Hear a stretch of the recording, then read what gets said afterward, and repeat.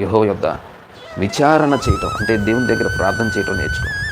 Abraham జీవితంలో దేవుడు చెప్పిన మాట ఏంటంటే, అబ్రహమా నువ్వు భయపడొద్దు, నేను నీకు కేడమై ఉన్నాను. అంటే దేవుడు ఒక భరోసానిస్తున్నాడు అబ్రహాంకి. దేవుడు ఒక భరోసానిస్తున్నాడు. దేవుని పిల్లారా, మనకి ఏ మనుషుడు కూడా భరోసా ఇవ్వడు. దేవుడు అబ్రహాంకి ఏమిస్తున్నాడంటే ఒక భరోసా.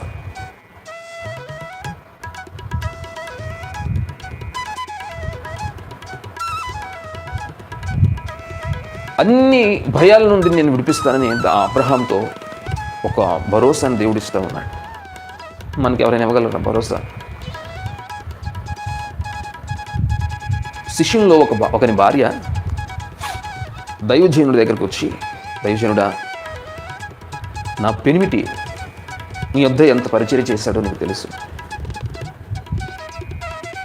నా పెనిమిటి దేవుని కోసం ఎంతగా నిలబడ్డాడో నీకు తెలుసు దైవజనుడా. కానీ కొన్ని పరిస్థితులను బట్టో ఆయన అప్పులు చేశాడు కానీ ఆయన చనిపోయాడు. అప్పులు తీర్చడానికి కూడా ఆయన లేడు, చనిపోయాడు.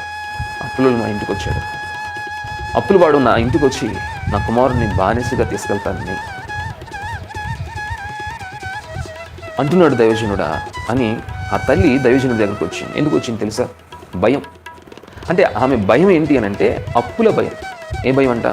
ఆమె భయం ఏంటంటే అప్పుల భయం. అప్పుల భయంతో ఆ తల్లి బాధపడుతూ ఇబ్బంది పడుతూ ఉంటే దైవజనుడి దగ్గరకు వచ్చింది. దైవజనుడు ఏమన్నా ఇస్తాడేమో అని. ఈరోజు దైవజనులు అంటే తీసుకునే వాళ్ళే, పుచ్చుకునే వాళ్ళే కానీ ఇచ్చేవాళ్ళకి లేరండి, గుర్తుపెట్టుకోండి. అప్పుల భయంతో ఆ తల్లి దైవజనుడి దగ్గరకు వస్తే దైవజనుడు రోషం కలిగినవాడు, దేవుని ఆత్మ కలిగినవాడు, దేవుని భయం కలిగినవాడు. కొన్ని